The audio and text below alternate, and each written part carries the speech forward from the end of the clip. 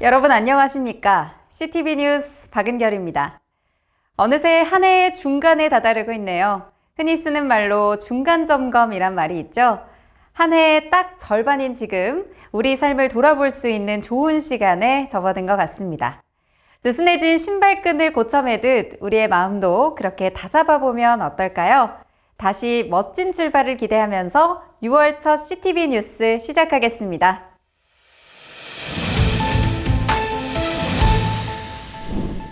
지난해 전국교회로부터 호응이 컸던 전국 청소년 개혁주의 세계관 스피치 대회가 올해도 열렸습니다. 모두 13교회의 청소년들이 참여해 중독, 성정체성 등 현실적인 주제에 대한 개혁주의 가치관을 펼쳐보였는데요. 올해는 영상 콘텐츠 대회도 선보여 더욱 눈길을 모았습니다. 정원희 기자가 보도합니다. 미국에서도 탈전환자가 급증하고 있습니다. 청소년들의 당찬 발표가 이어집니다. 중독, 성정체성, 통일, 저출산 극복 등과 같은 현안을 놓고 자신의 논리를 전개하는 청소년들. 다양한 자료를 제시하며 개혁주의 세계관에 맞춰 풀어내는 모습이 진지하기만 합니다. 경청 후엔 예리한 질문도 던집니다. 고린도 시대 교회 같은 작은 사회조차 올해로 2회를 맞는 총회장배 전국 청소년 개혁주의 세계관 스피치 대회가 콘텐츠 공모전과 함께 6월 1일 열렸습니다. 모두 13교회 83명의 청소년들이 자신의 생각과 달란트를 선보였습니다. 대상은 그리스도인이 한반도 평화의 매개자가 돼야 한다며 통일 주제를 다룬 주다산 팀이, 금상은 챗 GPT를 다룬 러블리 스피치 팀이 차지했습니다. 올해 첫 선을 보인 콘텐츠 공모전도 청소년들의 생각과 재치가 돋보이는 시간이었습니다. 기독신문 CTV의 심사 결과 중독 문제를 다룬 에클레시아 팀과 러블리 콘텐츠 팀이 공동 1위에 올랐습니다. 이 성경적 개혁주의적 관점에서 본 여러 가지 주제들, 그 주제들을 여러분들이 자이든지 타이든지 간에 이걸 다루다가 어느덧 간절함이 있게 되었습니다. 하나님 보시기에는 너무나 귀합니다. 이번 대회에서도 청소년들은 주어진 현안을 성경적 관점에서 해석하고 풀기 위한 노력을 꾸밈없이 보여줬습니다. 총신대 김수환 교수의 심사평처럼 한국 기독교의 밝은 미래를 기대하는 시간이 됐습니다. CTV 뉴스 정원입니다. 총회 여성사역자 특별위원회 TFT가 전체 회의를 가졌습니다. 여성사역자에게 설교권을 부여하는 등 지위 향상에 대한 방안을 논의했는데요. 여사위 TFT는 여성 강도권의 명칭을 강도사로 정하는 등 제109회 총회에 보고할 청원 사항을 확정했습니다. 이미영 기자가 보도합니다. 여성사역자 특별위원회 TFT가 회기 마지막 전체 회의에서 제109회 총회에 보고할 청원 사항을 확정했습니다. 여성사역자에게 강도사 고시 응시 자격 및 인허를 허락할 것과 정령과 대우를 남성 강도사와 부목사에 준해 향상시킬 것, 여성사역자 특별위원회를 상설위원회로 전환할 것 등 3가지입니다. 여사위 TFT는 첫 청원 사항인 여성사역자에게 강도권을 부여하는 방안을 두고 장시간 논의를 가졌습니다. 쟁점은 명칭에 있었습니다. 이미 의미가 고정된 강도사 대신 동역사라는 새 이름으로 여성 강도권을 구별하자는 입장과 간담회와 공청회를 거치면서 부각된 강도사 명칭을 여성 사역자에게 적용하자는 입장이었습니다. 여성 강도사를 허용해주자.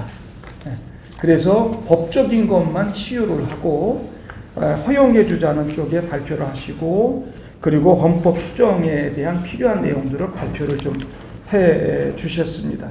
그런데 똑같이 출발하고 똑같이 과정을 거치고 나중에는 누구는 목사를 주고 누구는 안 준다고 못을 박는다? 말도 안 돼요.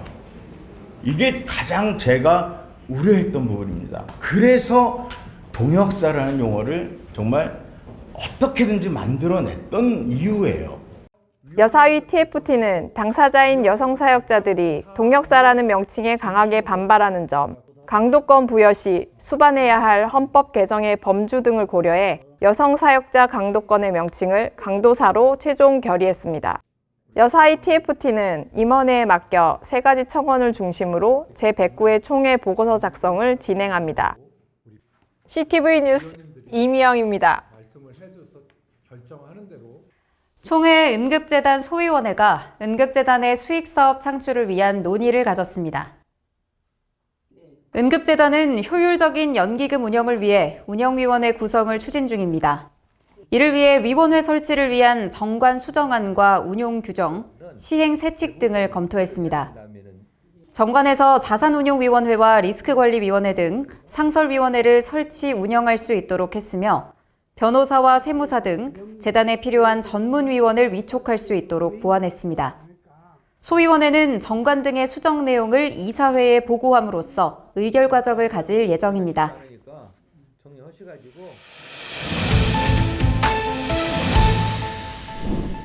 교단 산하기관 중에서 눈에 띄게 변화를 보이는 곳을 꼽는다면 총신대학교가 아닐까 싶습니다. 총신을 향한 전국교회의 손길이 답지하고 학교 설립 123주년을 맞아 대학의 정체성을 새롭게 선보이는 등 안정과 함께 변화를 도모하고 있는데요.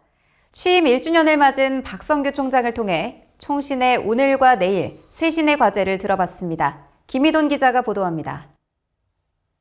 그동안 우리 총신을 사랑해 주시고 도와주셔서 너무나 감사합니다. 지난 5월 취임 1주년을 맞은 총신대학교 제22대 총장 박성규 목사의 일성입니다. 박 총장은 1년 동안 총회와 전국교회가 총신을 향해 보여준 사랑이 매우 컸다고 고백했습니다. 박 총장은 5일 기독신문 CTV와 가진 대담에서 취임 첫 해 총신에서 일어난 변화들을 소개했습니다. 무엇보다 한층 따뜻해진 학내 분위기를 실감한다며 개혁주의의 개념을 정리해 학생들과 공유한 것이 매우 주요했다고 전했습니다. 화장실에도 다 붙여놓고요. 엘리베이터도 붙여놔서 졸업할 때는 누구를 찔러도 개혁신학이 뭐니 하면 쭉 말할 수 있도록요. 이게 왜 중요하냐면 개혁신학이 뭔지를 알아야 거기에 맞춰서 목회도 할 수 있을 거고요. 생활도 가능할 것 같아서 그걸 좀 초점을 맞추었습니다. 총회의 신학교임을 공고히 하고 목회를 지원하는 신학교가 되겠다는 총신대의 움직임 역시 고무적입니다. 이러한 시도를 바탕으로 교단과 전국교회의 총신을 향한 관심이 높아져 후원의 손길이 계속 이어졌습니다. 하지만 교회의 답을 제시하는 총신이 되기 위한 길은 이제 시작입니다. 입학 정원 문제 역시 총신이 넘어야 할 난제입니다. 첫 번째로는 우리 교단이라는 배경이 다른 신학대학과 차별화된 강점입니다. 235만 성도가 있다는 거, 그리고 여전히 SC가 있고요.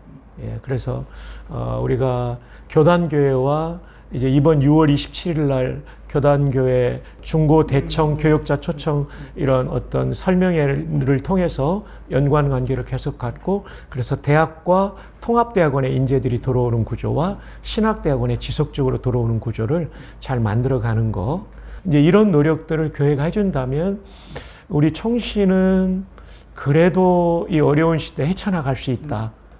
박 총장은 총신이 교육 커리큘럼의 변화는 물론 기숙사 신축 등 인프라 구비에도 힘을 쏟고 있다며 교단과 전국 교회의 지원이 절실하다고 강조했습니다.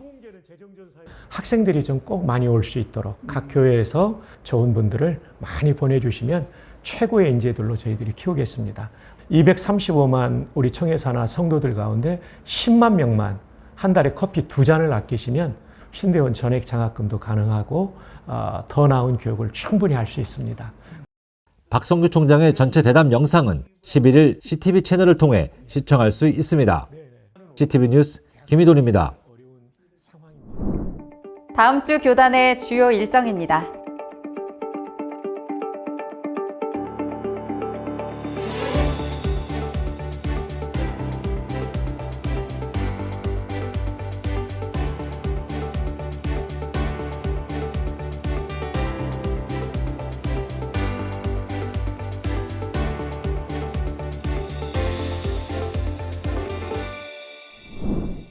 (6월 6일은) 국가를 위해 순국하신 분들의 희생정신을 기리는 현충일이었죠. 매년 맞는 국경일이지만 쉽게 지나치는 날이기도 한데요. 특별히 이번 현충일은 우리 그리스도인들에게 깊은 의미를 주고 있습니다. 진실, 화해를 위한 과거사 정리위원회가 6.25 전쟁 당시 무고하게 희생된 종교인 조사에 대한 첫 결과로 기독교인 희생자들을 발표했기 때문인데요. 나라와 신앙의 절개를 지키기 위해 순교한 그리스도인들의 발표는 앞으로도 계속될 전망입니다. 정부에서도 기억하는 한국교회의 순교 역사, 그 숭고한 이야기가 한국교회 곳곳에서도 들려지고 기억되길 기대해봅니다. 이상으로 CTV 뉴스를 마치겠습니다. 다음 주엔 보다 알찬 소식으로 돌아오겠습니다. 더 많은 소식을 보기 원하는 분들은 구독과 알림 설정 부탁드리겠습니다. 고맙습니다.